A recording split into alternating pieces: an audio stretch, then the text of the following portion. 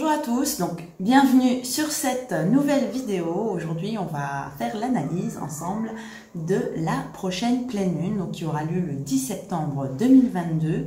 Et puis dans une deuxième partie on va analyser la rétrogradation de Mercure, parce que Mercure va rétrograder le même jour que la pleine lune, donc le 10 septembre, et ça va durer jusqu'au 2 octobre. Donc cette fois-ci on ira un petit peu plus loin que le cycle lunaire, on va faire entièrement la boucle de rétrogradation de Mercure qui va se finir le 16 octobre. Voilà, donc c'est les deux sujets principaux dont on va parler dans cette vidéo. Si vous aimez ces vidéos, surtout n'hésitez pas à liker, mettez un petit pouce en l'air. Si vous connaissez quelqu'un qui aime l'astrologie, vous pouvez également la partager. Et si c'est la première fois que vous venez sur cette chaîne et que vous aimez son contenu, n'hésitez pas à vous abonner. Voilà, donc je vous propose de commencer tout de suite avec l'analyse du thème de la pleine lune. Donc c'est parti, voici la carte donc, de la pleine lune. On est dans l'axe Vierge-Poisson. Donc c'est un axe qui symbolise ce qu'on peut apporter aux autres, notre utilité que l'on a dans la société, le sens du service, du devoir, du dévouement.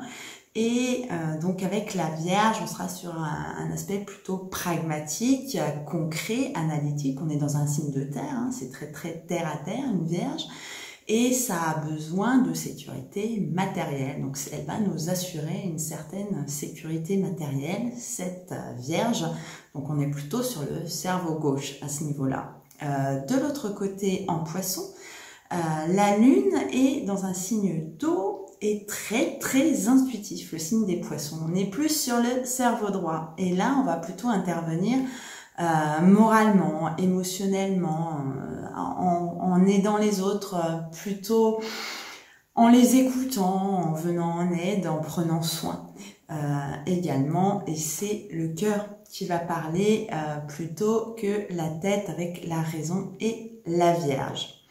Donc, comme vous le savez, on a toujours un des deux luminaires qui est en position de plus ou moins de dominance dans une pleine lune.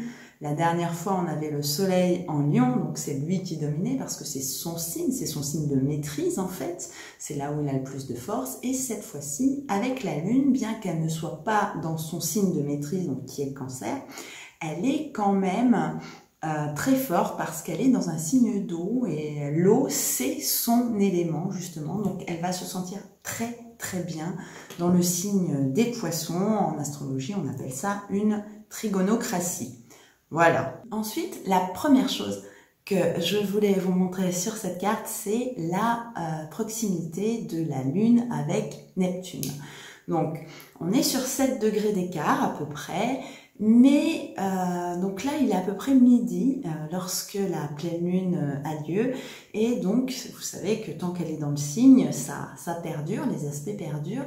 Et donc, la lune va avancer tout au long de la journée. Et dans la nuit, donc, elle va arriver au niveau de Neptune. Et donc, le soleil va éclairer la lune et Neptune. Bien sûr, Neptune, on ne peut pas la voir hein, à l'œil nu, mais de manière symbolique, c'est le soleil qui va apporter toute la lumière sur les deux astres qui vont être en conjonction juste l'espace d'une nuit et qui va nous apporter une puissance énergétique très forte. Alors, vous savez que Neptune, c'est les croyances, la spiritualité, l'ouverture sur les mondes subtils, les mondes énergétiques. Eh bien, cette pleine lune va être très forte du point de vue énergétique. Si vous avez l'habitude de faire des rituels de la pleine lune, des prières, des choses comme ça, c'est vraiment le moment, c'est vraiment le 10 septembre dans la nuit. C'est dans la nuit du 10 au 11, c'est vraiment un moment à ne pas louper parce que vous savez que Neptune, c'est une planète lente, elle évolue doucement, elle est dans le signe des Poissons qui est son signe, le signe de la spiritualité aussi, c'est une planète collective qui veut nous faire évoluer et là elle va nous mener à plus de spiritualité. Elle va rester dans le signe des Poissons jusqu'en 2025. Et vous savez, comme toutes les planètes lentes, elles font bouger les choses de manière lente en fait. elles impriment progressivement des idées parce que l'être humain est comme ça, il n'aime pas le changement brusque et soudain. C'est beaucoup plus subtil que ça. On va vraiment recevoir des aspects petit à petit comme ça pour se faire à une idée. D'ailleurs, toutes les idées, ça c'est Idriss Abderkian qui le dit, toutes les nouvelles idées ont d'abord été refusées, puis ensuite mises en doute, et puis ensuite validées par l'ensemble de la population. Donc normalement, d'ici 2025, on devrait avoir énormément de gens qui s'ouvrent à des nouvelles spiritualités. Après, peu importe qu'on appelle ça Dieu, Allah, Jéhovah, qu'on appelle ça l'univers, qu'on appelle ça les forces de la nature ou les esprits. Bref, chacun a sa manière de croire, mais ça va nous ouvrir sur des croyances et un monde plus spirituel.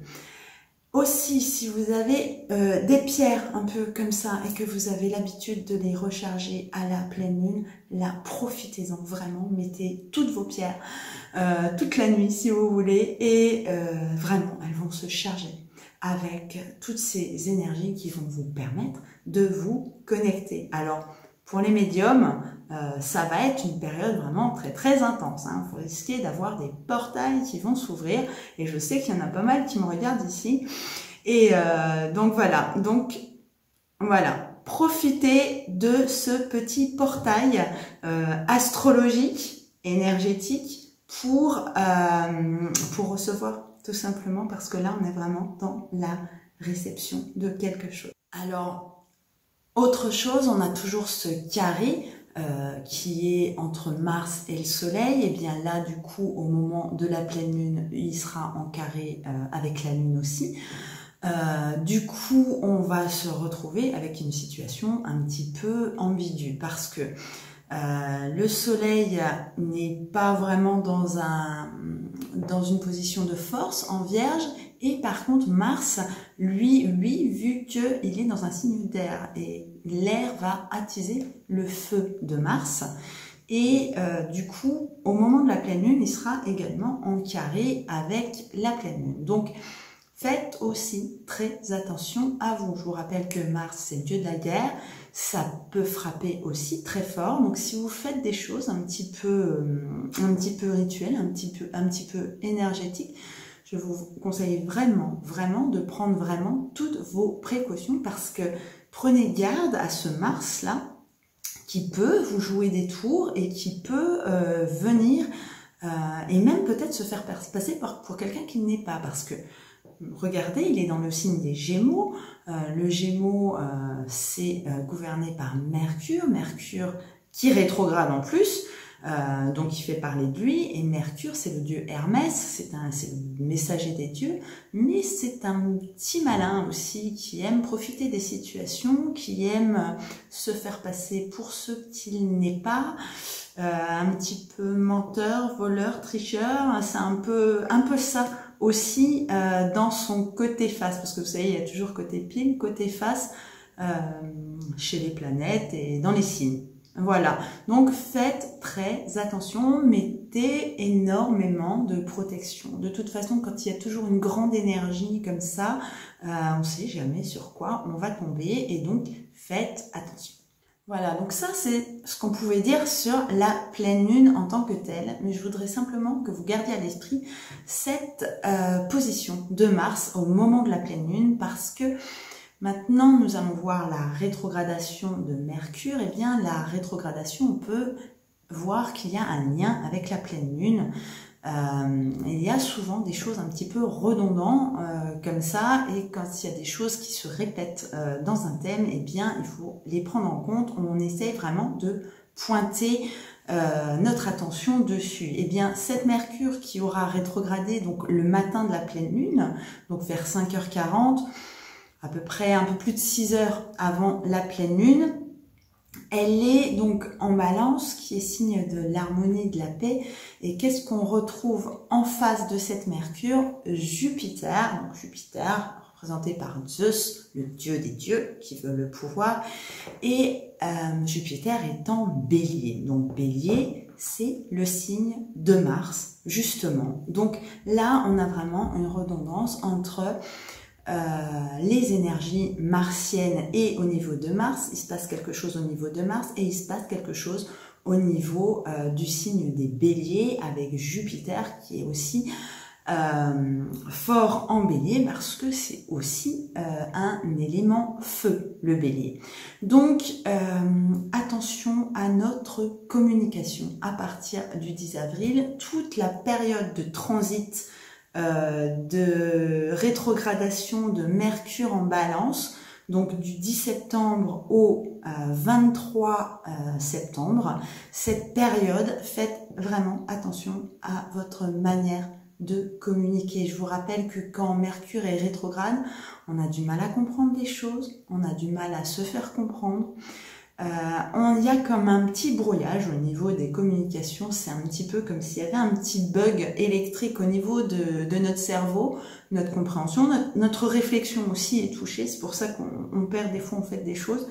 Bon, à chaque fois que Mercure est rétrograde, je sais plus où j'ai mis mes affaires. Vous êtes beaucoup dans ce cas-là, mais là, en Balance, vraiment, ça va toucher à la communication et notre manière d'interpréter les choses. Avec la présence de ces forces martiennes en dominance, on peut très mal interpréter les choses. Par exemple, vous recevez un mail, quelqu'un qui ne voulait pas forcément vous blesser, vous dire quelque chose, peut-être même de gentil, vous risquez de très mal le prendre. Inversement, si vous avez des choses à dire, vous risquez aussi de le dire sur un ton qui n'est pas forcément avec du tact, on va dire.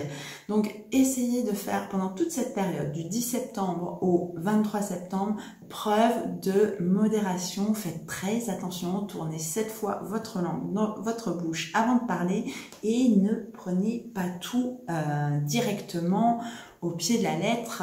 La présence de cette Mars peut vous rendre très impulsif et vous faire des choses que vous risqueriez de regretter après. Donc ça, c'était pour la première période. La deuxième période de rétrogradation, ça sera du 23 septembre au 2 octobre. Donc elle finit sa rétrogradation dans le signe de la Vierge. Et là, regardez sur la carte, qu'est-ce qu'on voit tout de suite? Mercure revient dans le signe de la Vierge ou au moment où le Soleil arrive en Balance. Ça marque l'équinoxe d'automne, le début de l'automne et ça, symboliquement, c'est très très fort. C'est un peu comme si Mercure venait nous dire là, attention, il y a encore des choses à faire dans le signe de la Vierge, tu n'as pas tout fini, tu n'es pas prêt. Voilà. Est-ce que vous vous souvenez sur la nouvelle lune, donc qui marquait les énergies de tout le cycle lunaire, sur la carte de la nouvelle lune, on avait vu qu'il y avait Vénus en opposition à Saturne, et Vénus était encore dans le signe du Lion. D'ailleurs, à l'heure où je vous parle, là, on est justement au moment de cette nouvelle lune, on est la veille. Je vais mettre la vidéo dans les jours qui suivent, mais honnêtement, il fait encore très beau, mais ça, c'est pas étonnant parce que le feu domine en ce moment dans le ciel. Et honnêtement, personne n'a envie de se préparer à reprendre une vie normale, à faire la rentrée. Donc, on a tendance à reculer un petit peu ce moment, à profiter des derniers jours. En plus, il fait beau, c'est vrai qu'il a fait très chaud cet été, on n'a pas fait forcément tout ce qu'on a voulu justement à cause de la chaleur. Là, les températures vont être modérées mais très très douces et on a vraiment envie de faire perdurer ce moment et les énergies ne sont pas du tout à la rentrée à l'heure où je vous parle. Donc, le 23 septembre, Mercure va nous donner une deuxième possibilité de faire tout ce qu'on n'a pas fait pour préparer la rentrée, en fait, tout simplement. Je vous rappelle que la Vierge, son travail, c'est de faire des provisions pour l'année qui va venir, de se préparer. Et bien là, Mercure va nous dire: tu n'es pas prêt, tu n'es pas encore prêt, tu n'as pas fait tout ce qu'il fallait et tu as oublié de faire plein de choses. Donc, ça va être une deuxième chance pour nous repréparer peut-être un peu plus tard. Alors certains reprendront le train en marche, hein, si vous avez repris en septembre, vous n'êtes peut-être pas performant au boulot. Si vous êtes étudiant, la rentrée scolaire n'a peut-être pas démarré de manière très très studieuse, mais là on vous donne une deuxième chance de vous rattraper, donc pendant tout le long du transit de Mercure en Vierge. Donc Mercure sera rétrograde jusqu'au 2 octobre et puis reprendra son cours normal et donc reviendra dans le signe de la Balance le 11 octobre et à partir du 16 octobre, elle reviendra à son point initial où elle avait commencé sa rétrogradation. Donc on arrive à la date du 16 octobre, à la fin de la boucle de rétrogradation de Mercure et normalement tous nos petits soucis liés à cette Mercure rétrograde seront finis. Bien sûr, c'est toujours plus fort nos petits soucis cognitifs quand Mercure est rétrograde, mais ça commence un petit peu avant, vous l'avez peut-être remarqué déjà, certains, surtout les personnes qui sont très sensibles, et puis ça perdure un petit peu après, voilà, parce que la planète marche au ralenti, même si elle est en marche avant, en mouvement direct, en fait, un peu avant et un peu après la rétrogradation, elle ralentit. Donc à partir du 16 octobre, on n'en parlera plus et on sera de nouveau tranquille pour 4 mois, comme vous le savez. Mercure rétrograde tous les 4 mois. Voilà. Donc, en résumé, si j'avais un conseil à vous donner, c'est d'essayer de ne pas trop remettre les choses au lendemain. Bien sûr, en ce moment, on n'a pas trop envie de retourner au boulot, on n'a pas la tête au travail, on n'est pas motivé, on a encore envie de profiter, mais si jamais on ne fait pas les choses tout de suite, maintenant, même au fur et à mesure, on peut y aller doucement, on risque de se sentir vraiment submergé lorsque Mercure va revenir en Vierge et puis on ne saura plus où donner de la tête. En fait, voilà, la Vierge nous demande d'être prévoyant, tout simplement. Voilà. Donc, j'espère que vous apprécierez les prochaines énergies de cette pleine lune donc qui va être, comme je vous l'ai expliqué, exceptionnelle au niveau énergétique. Voilà, donc si vous avez des questions comme d'habitude, vous pouvez me les noter en commentaire et si vous avez besoin d'une analyse, donc vous retrouverez les coordonnées de mon site internet en dessous de la vidéo et vous pourrez regarder toutes les analyses que je propose. Une dernière petite chose, il y a une petite nouveauté. C'est que j'étais présente uniquement sur Instagram et j'ai ouvert un compte Facebook pour les personnes qui n'ont pas Instagram parce que vous avez été quelques-uns à me dire que vous ne pouviez pas me suivre parce que vous n'aviez pas de compte Instagram. Donc maintenant j'ai mis la même chose sur Instagram et sur Facebook, comme ça tout le monde a le même niveau d'information et les infos comme ça sont beaucoup plus régulières. Voilà, pour vous rappeler des énergies qui sont en ce moment. Voilà, bah écoutez, moi je vous souhaite donc une bonne pleine lune à tous, profitez-en bien et donc je vous retrouve donc d'ici une quinzaine pour l'analyse du prochain cycle lunaire avec la nouvelle lune donc qui aura lieu le 25 septembre, presque le 26, vu qu'on sera aux alentours de minuit et qui sera aussi très très intéressante à analyser. Voilà. Portez-vous bien et puis à très très bientôt.